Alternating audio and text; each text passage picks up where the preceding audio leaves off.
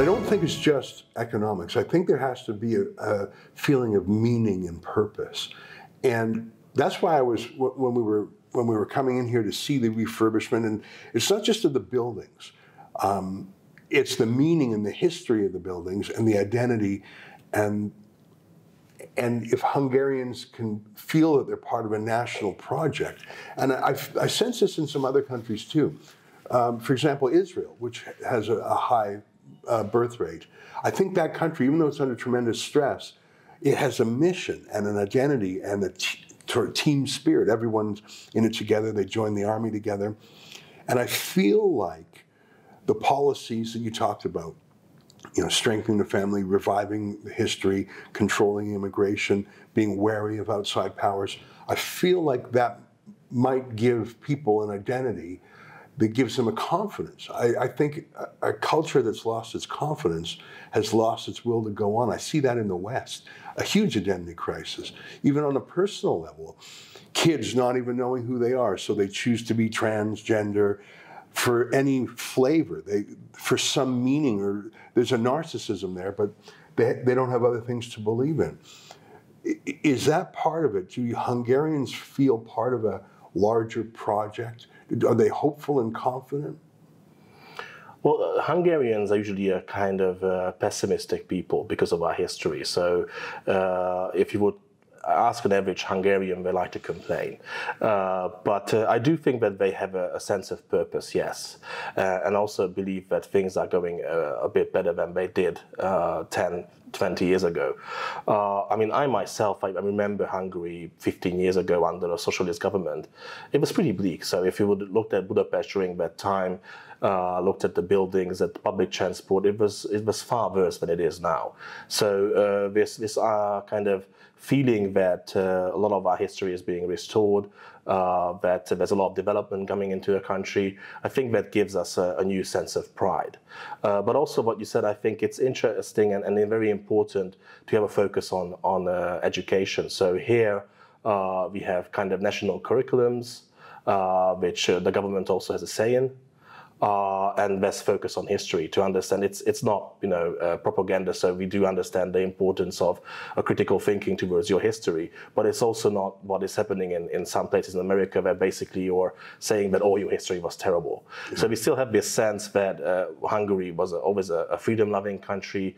We're very famous about our you know, revolutions and freedom fights against the Russians, against the Habsburgs, fighting against the Turks. And I think most Hungarians feel this, and actually some of the, how should I say, hostility we feel towards the European Union nowadays is a bit about this. So we don't like foreign powers to tell us how to do things. So that resonates very badly with the Hungarians. And again, I think that's partly a reason for the success of Orbán, because he understands that. He understands that Hungarians don't like the EU telling us how to run things, because I mean, we had the Soviets, we had the Habsburgs, we are kind of fed up with that. And we're very happy that we're independent now, and we would like to, you know, chart our own independent course.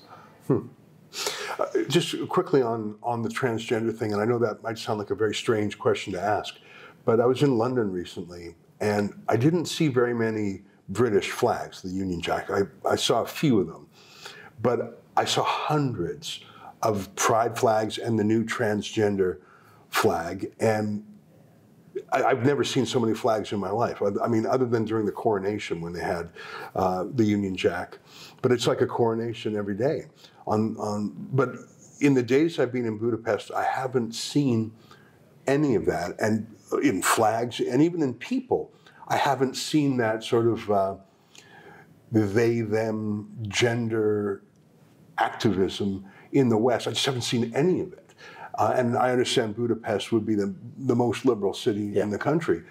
Has that just not come here yet? Are your intellectual elites not part of that project? Has there been some official pushback in some way? I just, you know, I mean, I live in Toronto, which is a very transgender-oriented city too. And to come here and to see men who are masculine and women who are feminine, it's sort of a shocking change from where I'm from. I don't know if this is even a thing people talk about here. What is it?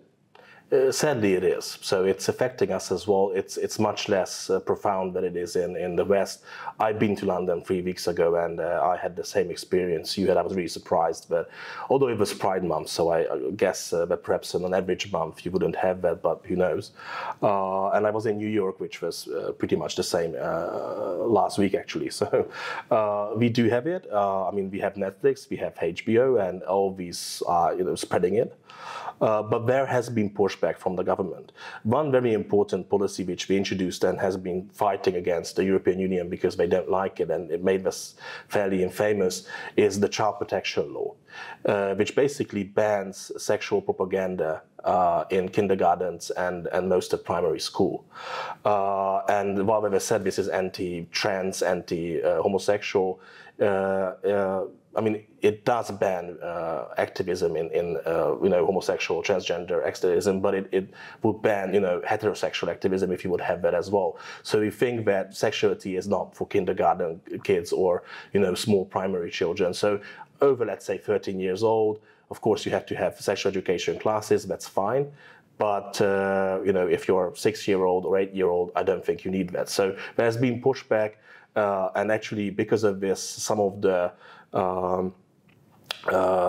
children books which show transgenderism, homosexuality, they now have to put those books at the adult section, and there has been some uproar about that. But there has been kind of a pushback.